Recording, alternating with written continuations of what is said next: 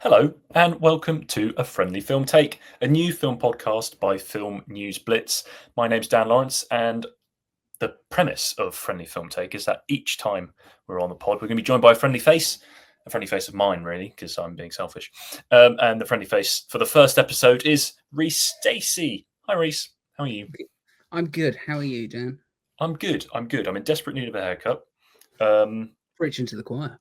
but I'm good. And I should probably describe for listeners and watchers why we're here.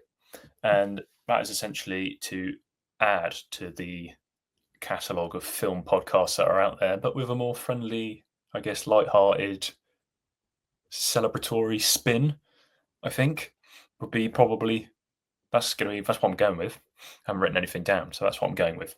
And it's produced by Film News Blitz, which is a website that I've co-founded, which is for sort of young film fanatics and cinephiles to write film news articles, film opinion pieces, reviews, talking about TV series as well. And this is our podcast to go with that website.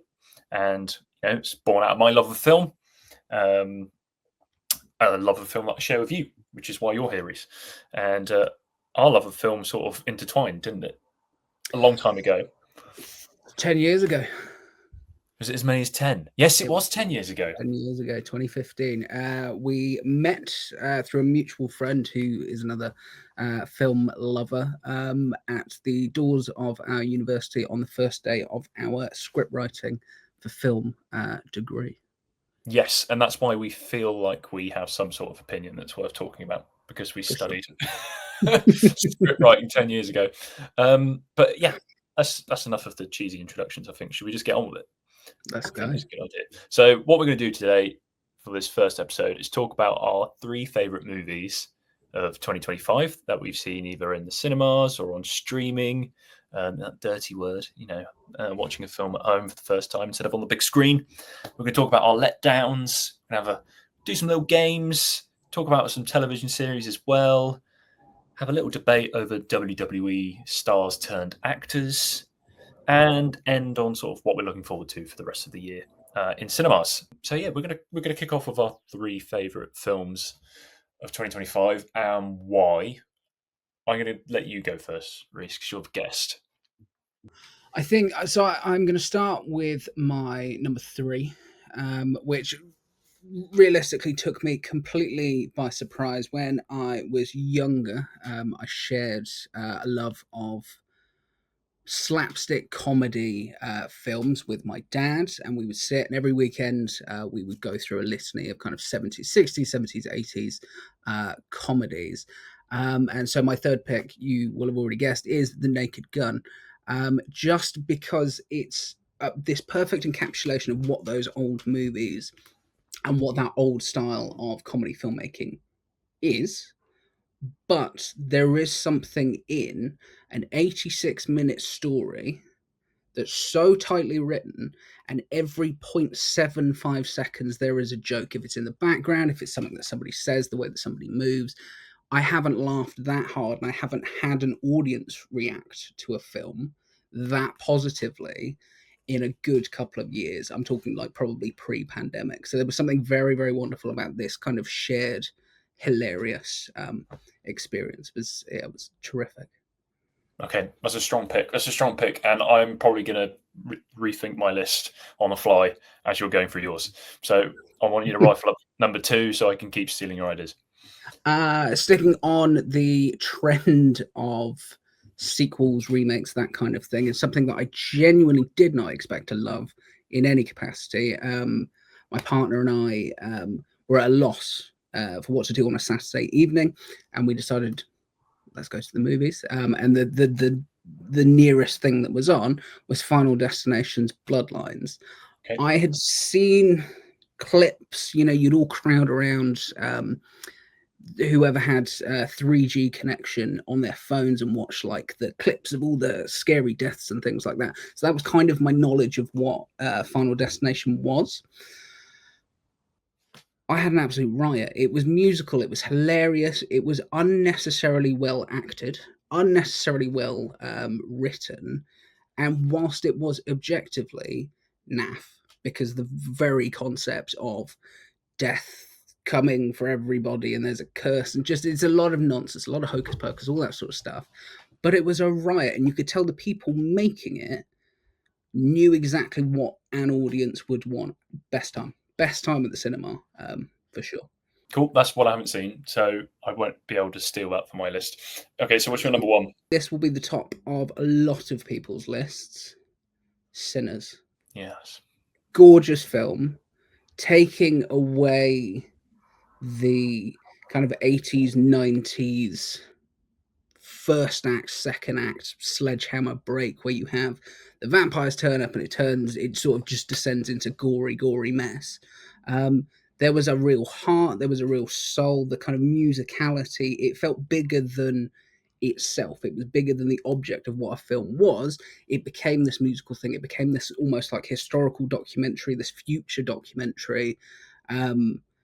Phenomenally well acted, phenomenally well written. Could have been an hour longer as far as I was concerned, because I was absolutely rooted to my seat. I was like, this is phenomenal. It was one of those experiences that you're like, I don't actually want this to end, because it's so against the grain of anything that had come out, especially from a big studio film.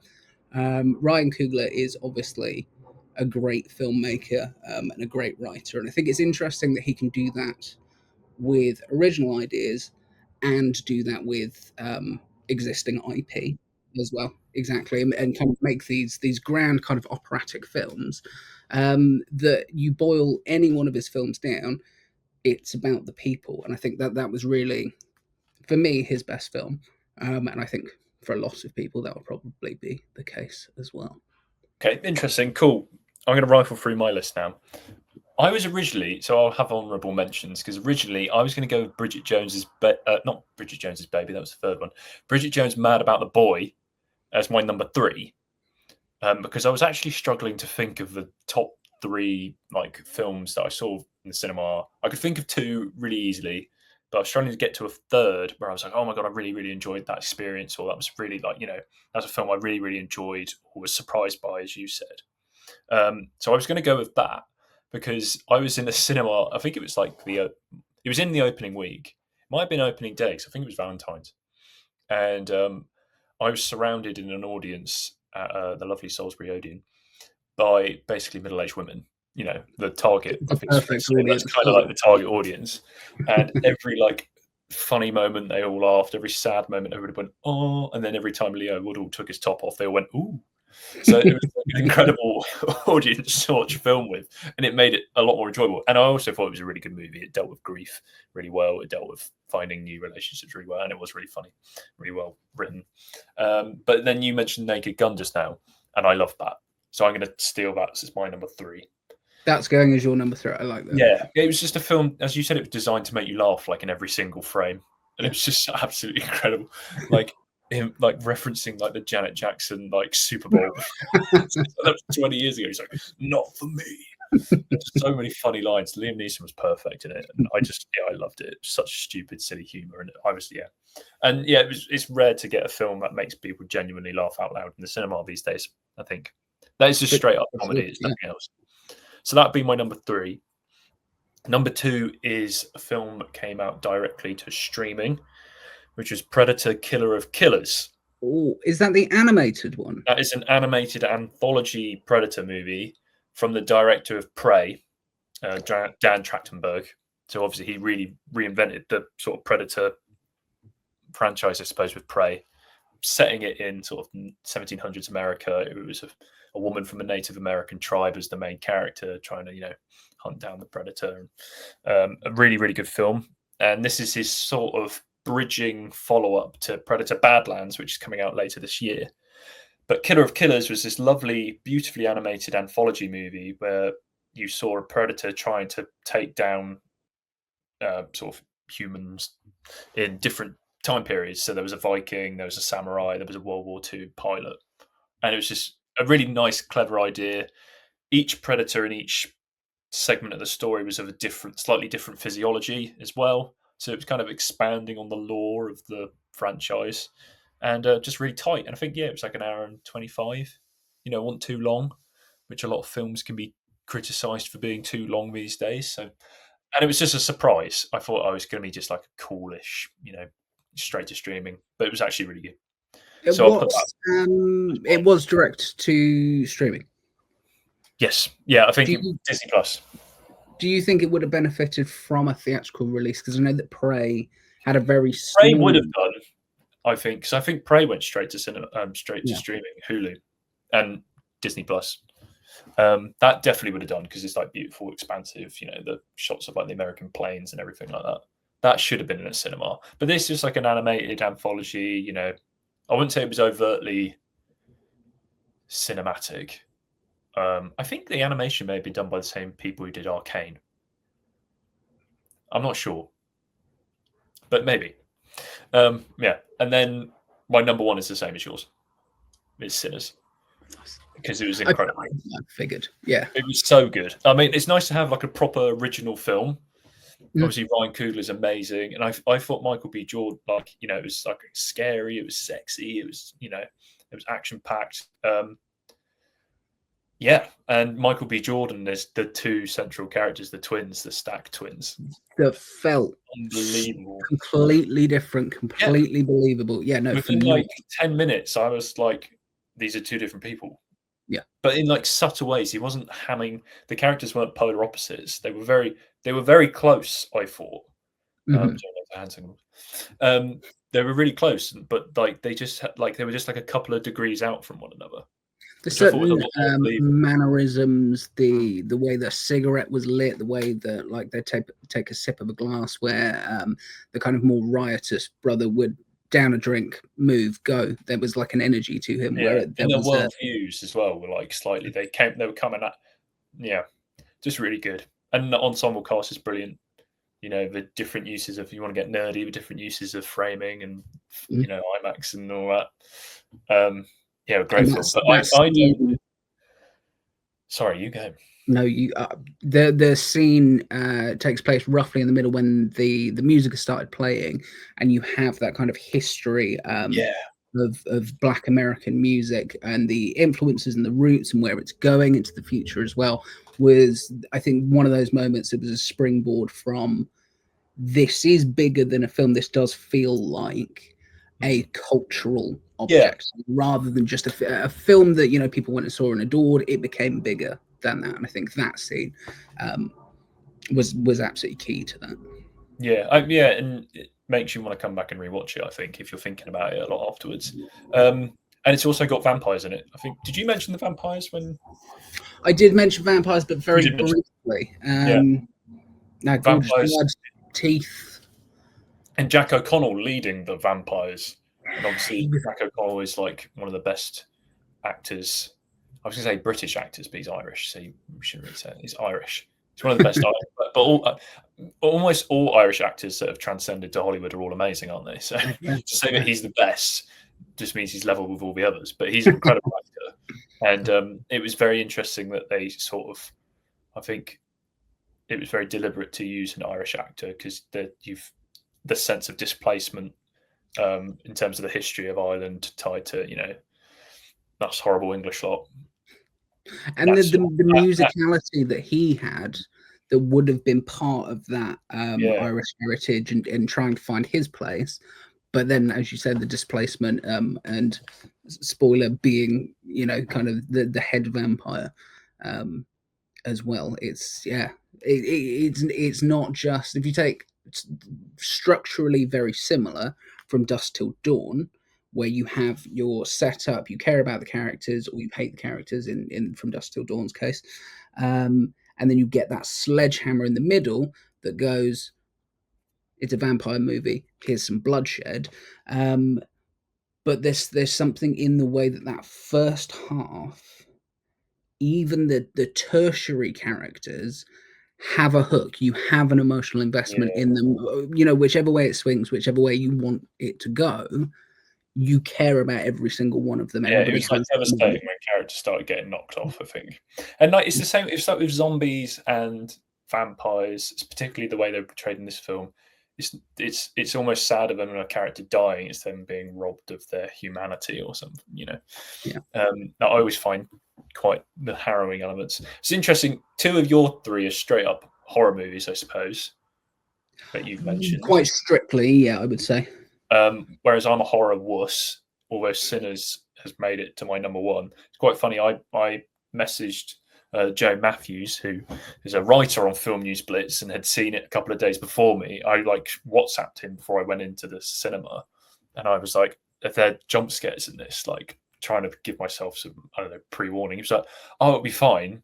They're only at the end. It builds up to it, and then it's like a jump scare in the first scene." 2 minutes in. Where there's a flashback, and then there's another one 15 minutes in, and I laughed and said, "You bastard!" He laughing emojis came back at me, so that was very funny. But that was good because then I had a genuine, visceral reaction to the. For sure. And if anything, it heightened my experience because I was truly relaxed that nothing was going to scare me at the start, and then I was like, "Oh!" That's amazing. If anything, you locked in at that point. The only problem I had with Sinners, so we mentioned the Salisbury Odeon, which people who live in the southwest and Wiltshire area will know. They will know. I watched it in Screen 1 of the Salisbury Odeon.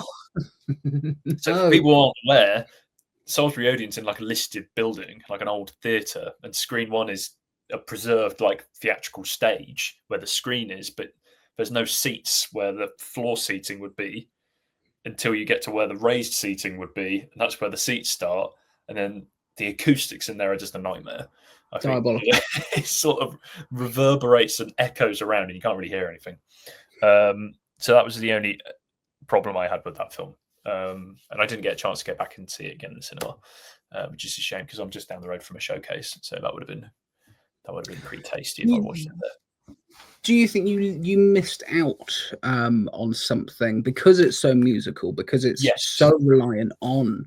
It's amazing that knowing Screen 1 in the Salisbury Odeon, as I do, it's amazing that it's still your number one, even if from an audio point of view, you didn't have it at its peak. Yeah, it's true. And there's certain monologues which were quite hard to understand just because they were in heavier sort of southern accents and stuff like that. And I'm probably borderline deaf, so. But what is the positive note is that it being Odeon, I'm an Odeon Limitless member, so it was cheap. To anyone who doesn't have Odeon Limitless and you're near an Odeon, it's like £17 a month, and you see as many films as you like. Do as many as you like. Anyone do something similar? Other cinema chains do not do something similar. They are missing a trick. But Showcase, so I live in Southampton, and there's a Showcase at West Quay, and they do Insider, which you sign up for free, and you can go on Mondays and it's cheaper, and you get loads of points, and you can end up getting a free ticket pretty quickly. So that's pretty good. Not that we're plugging them. This is more advice for. Well, yeah. If Showcase are watching, which would be a pretty remarkable for a pilot episode of a podcast, they can send us some dough. But this is more advice for people who want to go to the cinema but maybe scared it's too expensive. Cool. So we've done our favourites, and you can see how well prepared I am. I just peered down to my your notes. Tell I'm a millennial, can't you? Because I'm just my notes. Honourable mention to Superman as well, because that was a lot of fun. I haven't seen it. I think you should go. I think you should go see it. Did you? I genuinely was very much looking forward to it. Related to it, it's going to follow on from it a little bit. So this is fair. I think it's available on digital download now. Anyway, Superman. Is it really?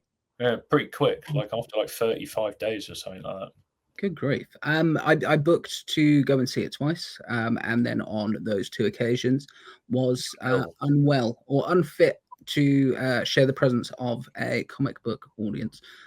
So with the best will in the world, I just haven't got around to it yet. It was good. It was very, very sort of picks up right at the get-go and just blitzes through. Goes. Not really much rest, but he's a very good Superman. It was a lot of fun. Crypto Superdog was really good. Is Nicholas Hoult good Lex Luthor? Nicholas Holt's good at everything, so that's fair. He was very good. And Rachel Brosnahan, I think that's how you say her name, was very good Lois Lane. And they had quite sparkling chemistry. which her husband on Instagram knows all about. Have you seen that?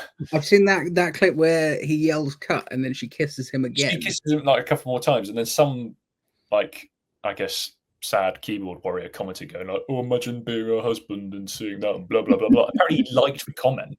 Her husband liked Oh, the drama drama. has been Yeah, but she's just an actor and staying in the moment, I presume.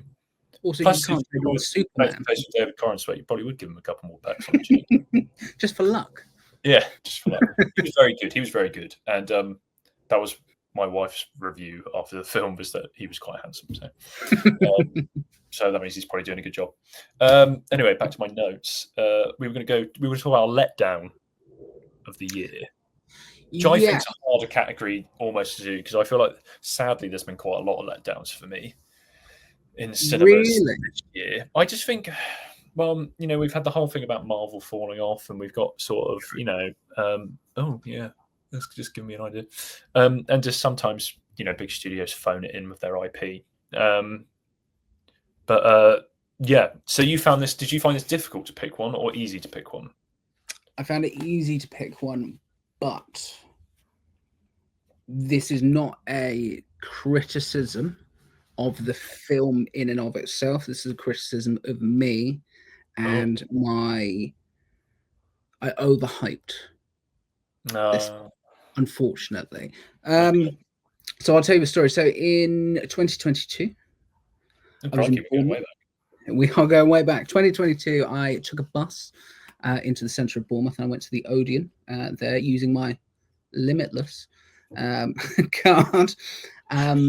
And I hadn't seen a trailer, hadn't seen anything, but I knew that there was a horror film on, and as Daniel, you rightly said, I'm a big horror movie fan.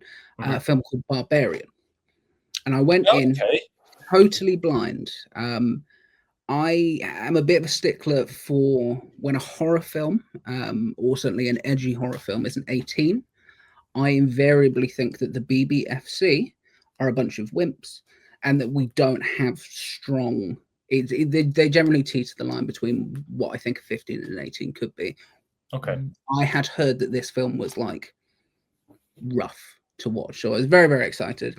I'd gone by myself because nobody wanted to go with me, because I know a bunch of scaredy cats, and that's more than fair enough. So I sat by myself. It was a pretty full audience. I was sat next to a couple on date night, and it was great. And he was trying to nibble my feet. Anyway, continue. Bring him in. And so the film started. The concept of the film is it's an Airbnb that two people are booked into on the same night. So your initial construct is, oh my God, the tension. Is he evil? Is she playing him? And it sort of devolves into the most twisty, turny, gross, gory, distressing, amazing, just very, very funny as well, collection of things that happen that do genuinely disturb you. And I completely loved it. The couple next to me spent the whole time screaming, being uncomfortable, covering their eyes. And I was overjoyed to hear that filmmaker, this guy called Zach Kreger, his new film was coming out this year and would follow a similar thing. It was an 18. He was a really strong writer. I was, there was more hype, there was more budget. Jordan Peele famously fired his management team because they didn't secure the script. They wanted to buy the rights to the script. They failed. They were gone. So there was a big kind of buzz behind this film. Did see a lot of the trailers. The concept hooked me. I was very, very into it. Sat down, watched it, loved it. Impeccably well made. Better made than Barbarian, which I love, and has a 5-star review from me on Letterboxd. But it was less scary. To the point where, for me personally, it wasn't scary. I think the resolution of the film, or the kind of reasonings behind the film, were a little too paint by numbers. It became a little bit too basic. The comparatively, what I was hoping for from what I've seen from him in Barbarian was not matched in Weapons. Now, if you take Weapons in and of itself, terrific film, just really well put together. The acting is amazing. The way that it's told with, I think it's 5 split point of views that coalesce and kind of squirm over each other into this kind of hilarious but disturbing denouement. I just wished it was a bit more, and for me, that's why it's my letdown of 2025. Even though I thought it was great. That's an interesting take, and like a lot of people have really enjoyed that film by all accounts. I probably won't see it because I'm a wuss. So thank you for giving me a review. I've gone more, I guess, literal in the sense of letdowns, where I've picked what I think is an objectively bad movie, which is Jurassic World Rebirth. Oof. The 7th Jurassic film, of which one is great, or one of the greatest films ever made. Another one is okay. If we say Jurassic World, I think it's a good film, it's enjoyable, and the rest are a bit naff. Do you not like Jurassic Park 2? I can't remember it. I think I've watched it once as like a child. Fine. I can remember Jurassic Park 3 a little bit more in bits and segments. Is that I New remember York? enjoying that as a child. Fair. But Jurassic World I can remember vividly because it was only 10 years ago. But then, yeah, Jurassic World Dominion, terrible. But then this film, Rebirth, is kind of like... It's a new cast of characters. You had Scarlett Johansson playing a mercenary, Rupert Friends playing this chap from a pharmaceutical company. So, spoilers. What's his character going to end up doing? Being a dick.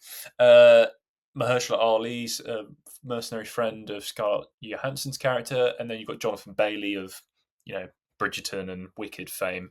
He's the sort of paleontologist, sciencey guy who's a student of Sam Neill's character from the first one. Fun. So and it's directed by Gareth Edwards, who I think we both like as a director. I thought I quite enjoyed The Creator. I enjoyed Rogue One. I enjoyed elements of Godzilla. Although Am I right in thinking that Gareth Edwards did a little Netflix horror called Apostle? Don't know. But you can Google it. But anyway, this film was boring. The main gripe with it, it was so boring. It was a Jurassic Park movie and it shouldn't be boring. It was just boring. And there was this, they're going to this island, which was the research island for the original park, and all the things there are like too dangerous to be included in the park. So we've got sort of like mutated dinosaurs that all move completely silently in the film. They like creep around, like barely making any noise, so that they can creep up. Like massive dinosaurs that move silently, just so they can surprise the characters. So that's stupid. I'll go on a really big rant about it, and I don't want to be a Debbie Downer. But I thought it was boring. You had this other set of characters. It was like a dad, his 2 daughters, and his eldest daughter's boyfriend. They were going on a boating trip. They got like bumped by a water dinosaur, and then they ended up with the mercenaries. But then they split, and there was like 2 separate films were happening, but neither was that interesting. They sort of coalesced at the end. And there was egregious product placement. There was like a sweetie wrapper in every single scene, which I thought was odd. Like there was this one character, she was just constantly like munching on M&Ms. It's like, okay. Yeah, so that was really disappointing. Because I love Jurassic Park. Yeah. But coming from Gareth Edwards, who has done a fantastic Star Wars film, does kind of these big action spectacle-y films in an entertaining and engaging way. Was it almost surprising that actually, what's it called? Jurassic World Rebirth. And what's really ironic is that it's been 5 years since the event of Dominion, where dinosaurs are actually roaming the earth now because they got let out. And it says that the world has gotten bored of dinosaurs, which I think is hilarious because we still go to zoos to look at giraffes and hippos. So I feel like we wouldn't. But it's also really ironic that in a film about dinosaurs, that's boring that they mentioned that people are getting bored by dinosaurs. But yeah, don't. Oh, it's made loads of money. So that's apparently the journey from the studio conceiving that they wanted to do this film to it coming out was only 18 months. So a bit of a rush job. That's quite a tight. Probably why it wasn't great. But it shouldn't be that. Go on. I don't know. Should it be that hard to make a good Jurassic Park movie? I don't know, but maybe it's the fact that there shouldn't be this many of them. So how do you make a new one interesting? But we'll find out when they make Jurassic World 11, 8 or whatever. Whatever it will be. Yeah. So that's yeah. That was my letdown. It's a bad handling, but it as a challenge to what you're saying. There's been over. I'm sure I'm wrong here, and I'm sure it's more, but there's been over 50 Godzilla movies internationally. The people, if you get the concept right, people love it. People flock to the cinema. People stream. People exactly. I mean, a phenomenal story there. That actually the very concept of we've brought dinosaurs back into our time. I hope this doesn't turn into it's carnage. Should always be fun. It's very difficult to. I think there was a scene that I saw when I watched Jurassic World with a younger brother who was like, dinosaurs, this is fantastic. And I knew that they jumped the proverbial shark. I'm sure if we could come up with some like Mesopotamian version of a shark, but they've jumped the proverbial shark. Chris Pratt's character was like the Velociraptor whisperer. Yes, the guru. Yeah, he could kind of control them. Absolutely not. No. I think for me, I was done, and I was like, "This is number 4." So I haven't seen one since then. Yeah. So I know what you mean. There is a fatigue. And then the thing is, he's like really lovey-dovey with them. But then there's a point in Dominion, which is the 3rd Jurassic World movie, 6th franchise movie overall, where they're being like they're in a tower and there's a T-Rex like trying to, and he's like just shanking it in the face. He's not like you've gone on a journey, sir, from loving these animals and trying to understand them and be empathetic with them to just straight up stabbing them. Does that mimic Chris Pratt's public journey? I don't want to get into that. let's not do this. Let's say impartial. We don't want to get dumped for libel. Because Chris Pratt's obviously watching as our Odeon and Showcase. Everybody's watching. Everybody's watching. Yeah. Cool. So we've done letdowns. Should we play a game? We were going to play a game. Or games. Which game? Because I've got a game and you've got a game. Which game do you want to do first? Let's do Guess the Career Path. Okay, that's your game. That is my game for our lovely listeners and watchers. Hi, Mum. Hi, Dad. So, in short, yes, I am going to read out film and TV titles, and you have to guess either the cast or the crew that is linked within these titles that I'm going to read out. Is it one person? It's always going to be one person. It's one person. And when it comes to cast, it will be editor, screenwriter, director. It won't be the key grip or something like that. Yeah. COVID supervisor. So as a trial run, I'm going to read out some titles. When you feel like you have a guess, give me a guess. Okay. Cool. I'm going to give you per actor or crew member 3 guesses in total. Perfect. Are you ready for your first film? I am. Okay. The Grey Man. Okay. Cool. Any guesses so far? Well, it's going to be either Ryan Gosling or Chris Evans based on this evidence. Ooh. Or Ana de Armas. I love what you're thinking. Okay. Blade Runner 2049. Oh, no, give me Ana de Armas, though. Oh, no.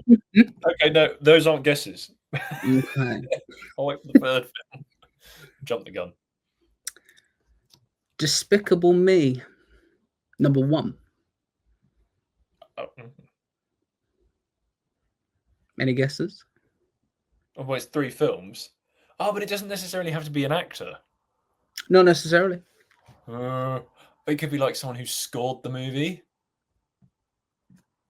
Which could be, but it's probably like Michael Giacchino, if that's the case, because he does the bloody music for everything. Is that your guess too? Herringed me. Is Ryan Gosling in? Because Despicable Me is obviously Steve Carell. Anna de Armas isn't in the first Despicable Me. Surely not. Too early, because it's like 2011 or something, isn't it? Who's the villain? I swear it's Jason like, Segel. yeah. So it's obviously, and he's not in Blade Runner or The Grey Man, which is yeah. Let's not talk about that movie too much. Just such a Netflix film. Very Netflix With all film. the judgment and disdain. Okay, Okay, I'm going to get Michael Giacchino and the score. That's your second guess? Composer. That's my first guess. That's your first guess. You are Is that wrong. my first? Okay, it's my second, is it? I don't know which Ryan number Gosling. Okay. Michael Giacchino. Can you give me a clue? Like what credit I'm gonna pull you back. It is actor. Oh, okay. Oh my god. The fourth film, Eden. Oh, you've given me a fourth film. I don't even think I've watched that. Oh no, that's a new film coming out, isn't it? I believe so. Oh, then it is Anna de Armas. Correct. She's in Despicable Me. According to her IMDb credit, she is in Despicable Me. The very first one. Let's find out. That's where you're wrong, I was like.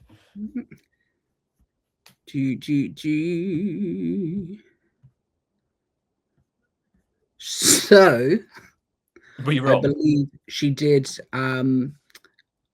She was part of the dubbing team. Oh. I actually, shockingly, wanted the first one to be easy, but inadvertently have made that quite difficult. Okay. How many more movies have we got to do?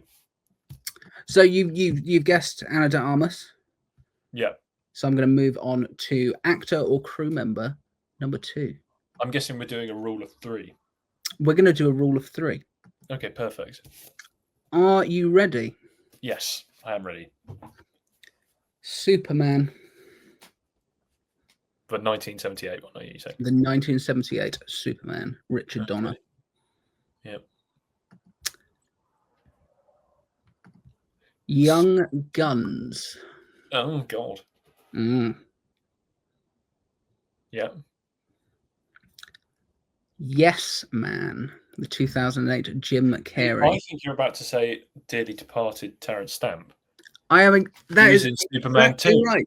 He was in Superman 2. I was going to swing back to Superman 4 and then end on the Haunted Mansion, his most famous. He's not in the first Superman, is he? He's in the very first Superman. I thought he's only in the second one. No. He's in both. He is in, according to his credits, he is in all 4. So he plays Zod across all 4. Yeah. But he's obviously the main villain in Superman 2, which is the best one. I watched it the other day, though. It's incredibly dated. Like dated. Fight scenes and them throwing each other around was... The outfit, specifically Terence Stamp's outfit, is amazing. Yeah, it's so slow. Oh, God, yeah. There's a bit when I think Zod and the other two, they're like doing the chilly breath on everyone and like blowing them about in the street. And the scene lasts for ages. Like them just sort of all through themselves, they go, and then we see like people being blown around, and it's quite slapstick. Yeah. Some of the people being blown around. Then we cut back to them blowing. Then we cut down to people being blown. Obviously, it's a different film. And we do this. It goes on for like a minute and a half. All the while at this point, Superman, I think, has been thrown into like a building, and is taking a good long time to recover from the situation. Like, he's just sat down, and I'm like, dude, come on! It's just so. Obviously, superhero films have gone through quite a development since then, and they're much more quick, aren't they? Maybe too quick. Potentially so. Do you think there's something in, because it's 1978, you're in the cinema, you're with your parents, you're looking up at the screen, these special effects are mind-blowing. Well, so Superman 2 is like 1980, I think. So we've already had Star Wars. I say we weren't even a concept. at that point in time. So Star Wars has happened, and Empire Strikes Back has come out in the same year, and I think, and we've also had Alien. I think that was 1979. Yeah. Obviously, we've had 2001, a decade before. Mm-hmm. I think if you've seen Star Wars and you're watching Superman 2, you'd be like, that's a bit naff.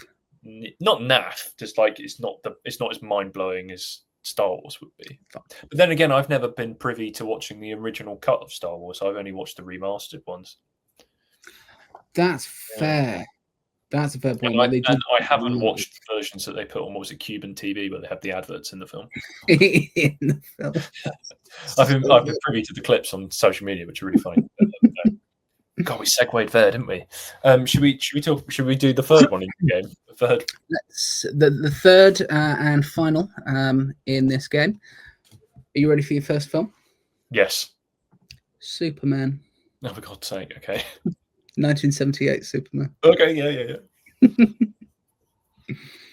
One-Eyed Jacks. It's a 1961 crime caper. Okay. Okay, so that should give you an indication of the kind of work going on. We also have The Fugitive Kind. Okay, well, I'll probably throw out Gene Hackman. Great guess, but it's not Gene Hackman. But you are barking up the correct tree. Oh. Superman 2. For God's sake. Did you say the first film was in the early 60s? Or is it? It's not even. Is it not the actor? Is it the director? Then it would be Richard Donner, wouldn't it? Is that your second guess? Yeah. It is not Richard Donner. I'm pissing in the wind here. I've decided we can swear on this podcast because it's. Let's not be egregious with it, but pissing when the wind slipped out. I'm looking at my notes because the answers aren't on there, are they? Am I allowed another film? This will be your final film. Which I don't think will help, but The Godfather. Can I make a really bad admission right now and say that I've not seen that film? I've never seen The Godfather either. Do we not? I've never seen it. Podcast over. We can't Shut it down. See, that's the thing. I'm going to go on a rant. You don't have to watch the films that everybody tells you that you need to watch to enjoy films and to have an opinion on films. 100%. You could start watching films today and only watch what comes out. I feel like it is a glaring omission in anyone watching it. Anyone watching is probably turned off. My first piece of advice would be Godfather trilogy. Yeah, they've made it this far. So they've made it 43 minutes in, and they're still bearing with us. They've now turned off. Oh well. Oh Christ. Is Francis Ford Coppola like a executive producer of Superman and Superman 2? Is that your final guess? We'll go with that. Marlon Brando. Oh, of course! He's his dad. Yeah. Jor-El. Pillock. So I've exposed myself to proper cinephiles because I haven't guessed the other films you've mentioned that Marlon Brando's in. To be honest, I'd seen one of them, hadn't heard of the other. It was very much like a IMDb deep dive. I think the only thing I've seen him in is Apocalypse Now, which is one of my favourite films. Phenomenal, my God. I've got On the Waterfront on the bookshelf downstairs and I haven't watched it yet. Oh my God, do it. Blow your own mind. I'm terrible. Gorgeous. I'm basically, yeah. Have you seen a film before that isn't a Jurassic Park film? Yes. Well, I mentioned Apocalypse Now. I've seen Casablanca. That's one of my top 4 on that box, I think. There we go. My first time watching Casablanca was at our university, or the university adjacent. And we were sat next to each other in film club, our university film club, where we would screen a film once a week. You were there, yeah. Was I? Oh, okay. Yeah. We watched Mulholland Drive the week before. And then we watched Casablanca, and I was like, I've never seen Casablanca, and you were like, oh my God, you're going to change your life. And what year was this then? Because I think I first watched it when I did study abroad in my second year. No, you were sat next to me, so it would have been third year. Must have been then. Because you were like, you absolutely have to watch this, and then we watched it together, and I was like, That was beautiful. It's pretty cute, isn't it? It's a lovely Beautiful. film. It's Yeah. a great film. Yeah. So yeah, we do watch. I don't just watch Jurassic Park movies. I'm now being bitten by the other cat. So if anyone didn't realise what I was talking about earlier when I said I'm being bitten, I have 2 cats and they're biting me because they want to be fed. But and they know that I'm the only one who feeds them. Yes. Okay. Oh, that went well, didn't it? That game. That was good. Cool. We won't talk about Mulholland Drive because we'll have an argument. Fair enough. Should we get back into talking about stuff instead of playing What games? What are you watching on the box? What do you mean? What am I watching on the box? Or are you talking about television? Was that meant to be your really natural? That was my segue to TV. Totally didn't. Good grief! Sorry, everybody. So currently, I'm watching Alien Earth. Tell me things, because I know You've fallen asleep to the first episode. I didn't want to admit this, but not because you said it not wasn't because it's bad. My God, the first 20 minutes, fantastic. My God, thoroughly enjoyed. The reason why I fell asleep is because I started it at midnight and I was a sleepy boy. That is all. I woke that's up. a terrible time to have started it. Yeah, not good planning. I'll quickly touch on, because you don't watch television much. Not often. Which is weird. Why?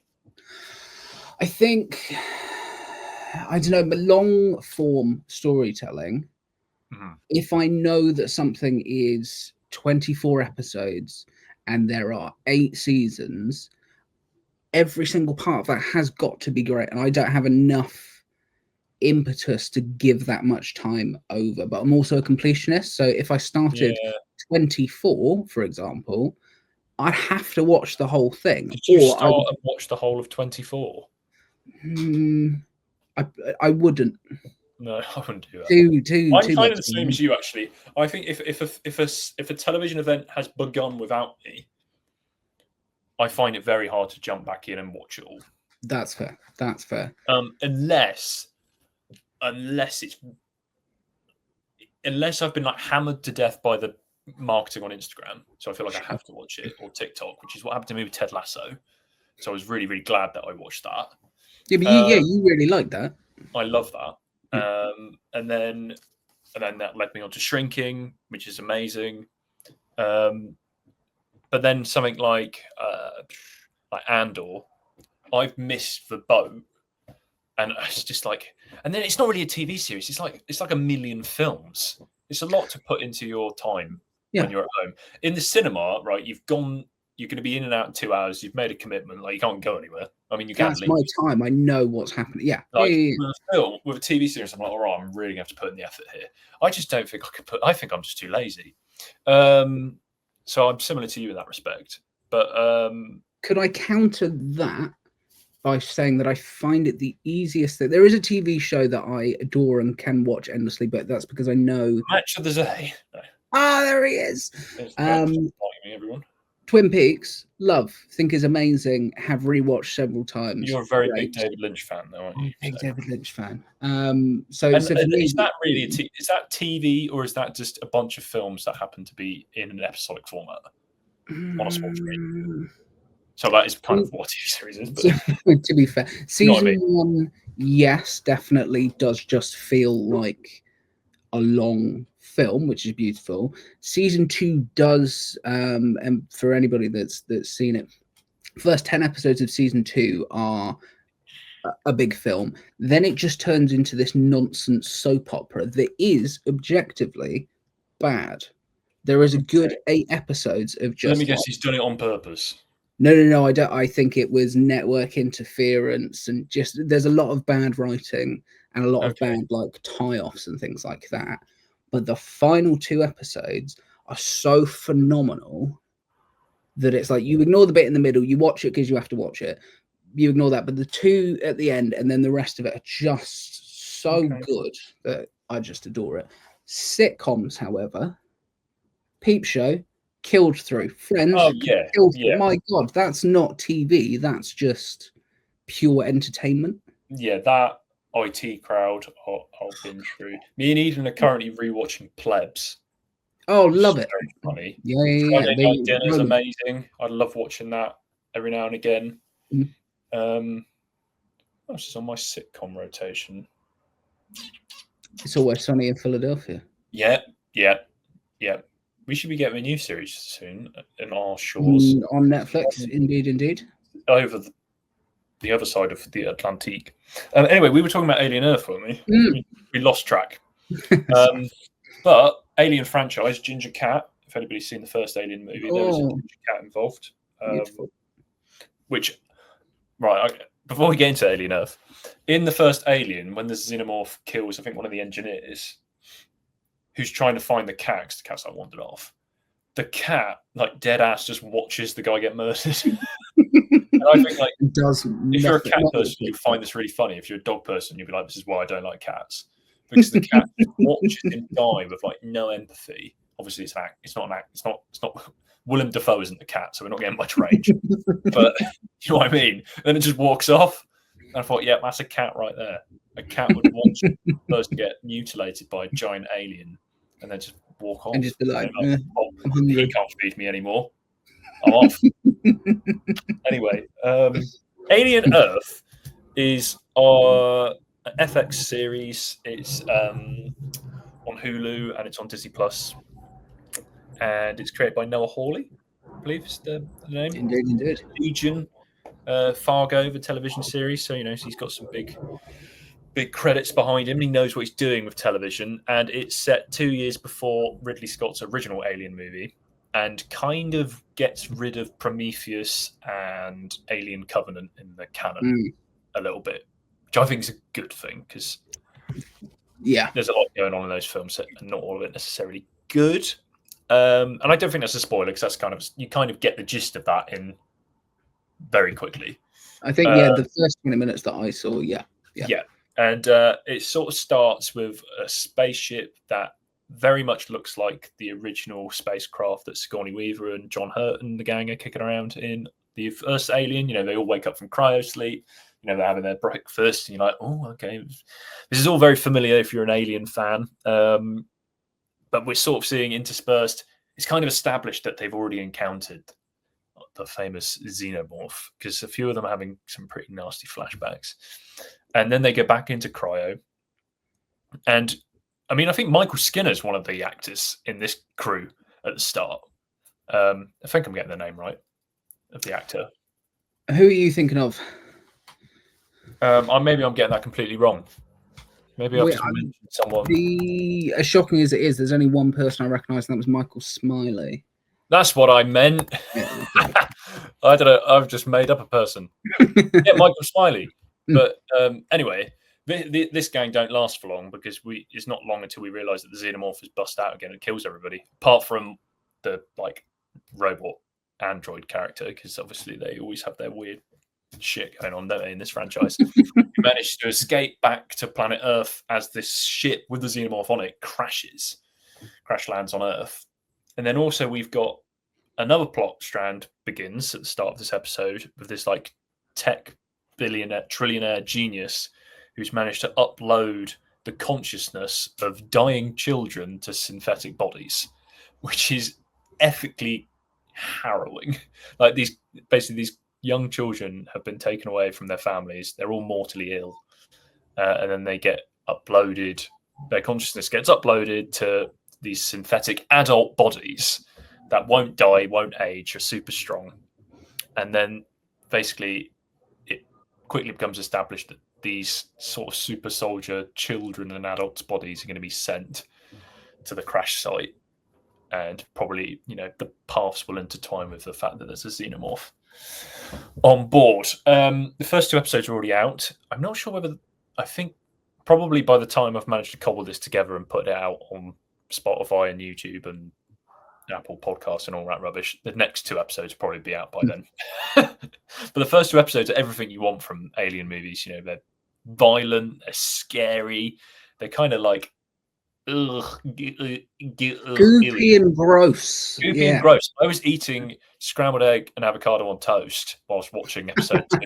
I don't recommend, guys and girls. And everyone, I don't recommend, because it's something about everything's so slimy and horrible. In the way there's a great shot of the xenomorph's mouth and the way that it dribbles onto the other mouth comes out, and also there's always stuff. I've what I find really creepy about, I haven't seen Alien Romulus. I need to go back and watch that actually. Oh, That's probably quite good. do yourself a favour. It's fab. It I've seen is, Alien and however, Aliens. I've seen Alien Covenant. Yeah. I've seen bits of Prometheus that I didn't really care for. But I read the synopsis for Alien 3 after I watched Aliens, oh, fun. and I was so bummed out. I was like, I can't watch that. Yeah. I don't know whether should we spoil it. I mean, there's really old films, so I think 3 and 4 are. should we spoil? Go. No, Go. because if someone hasn't seen Aliens, I don't want to spoil. Aliens is great. James Aliens is Cameron amazing. takes Alien and James Cameron's it up, and it's really good. But what I'm segueing, but what I find really interesting about Aliens is it's like a blockbuster action movie. Whereas today the action would get going really fast. In Aliens, it's almost an hour, I think, until the first xenomorph turns up. Yeah. But then there's a bunch of them, and it's really going for it. A really It's a slow build, huge- which doesn't really happen in today's age. I think we've all got short attention spans. I think if we swing back to what we were saying earlier with it's a similar-ish construct to Sinners, that actually you put the That was groundwork a slow in, build-up. you put that setup in to make us give a You shit don't about care it. more. You care more. Yeah. It's not this crazy equation or anything like that. It's I don't know why it doesn't happen. I would say that's a good point, and Jurassic World Rebirth doesn't do that. You meet these characters, some of them die straight away afterwards. We're not really given much time with them before the story starts, so good point. Yeah, let's have slow build-ups, please, Hollywood. But should we get back to Alien Earth, because that's what I was talking about? This is bad. Well, this is what we're like in real life, so at least we're being authentic, I suppose. But no, everything you want from an Alien franchise, yeah. That's kind of what I've already said. To be honest, I think we've wrapped up this segment. Watch Alien Earth; it's really good. But don't put it on at midnight; you'll fall asleep. I'm going to start properly tonight. Cool. Are you a binge watcher though? Because maybe if you wait until the next, I don't know. I'm assuming they're going to release 2 a week because that's what they released the first 2. But you never know; they could dump the rest all at once. 2 a week would be nice. 2 a week would be cool. I prefer it. So if it's going to be on streaming, it's going to be on streaming. Fine. But I like. So if I was going to talk about Doctor Who, which is a big childhood favourite of mine that I'm still desperately clinging on to, I used to very much enjoy it being on at like 6:30 on a Saturday night, and then especially if it was 2-part, you get the 2B continued, and you have the whole week build up. Really exciting. I don't want to be giving it all at once. I don't want that. No, because I think you have this big show and you kind of just binge yourself through it. If the storytelling is really great, you can get to a point where actually you're getting a sense of fatigue with it because you're just taking in so much. That if it's an hour a week, oh my god, fantastic! Because if it's great, I can't wait for next week. It's like then again, the fact that it was 2, I was very, very keen to jump into. I'm going to contradict myself. I was very happy to jump into the second one, and then when the second one ended today, I was very happy that I've taken like a week to get to them. And I'll probably be able to watch the next one. So it's like no, I don't know. Anyway, it's a franchise I really quite like, Alien, of the ones that I think are done well. So I probably will. I'll watch maybe after we hop off of this. I'll watch Alien Romulus. And terrifying myself. Can you? I was going to say, you text me, and I will let you know that there are jump scares in the first 5 and 15 minutes. We've gone for an hour, Chip. Maybe what I'm probably going to do, and this is going to sound terrible if you're watching it linearly or whatever, but I reckon we might have to split this into 2 episodes. So I reckon at one point we're going to randomly do a segment where we're saying, "Oh, well, this is the end of part 1. We rambled on enough. Let's do a part 2." Right. So if you're still watching, you'll see I'm in a different place wearing different clothes, but I'm just here to say that's the end of part 1 of the very first episode of A Friendly Film Take.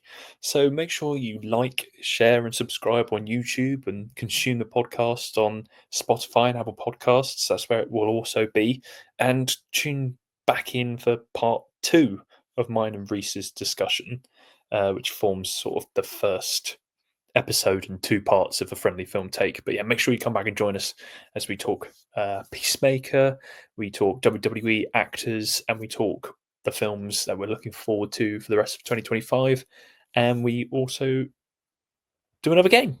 So yeah, come back and join us. Thank you.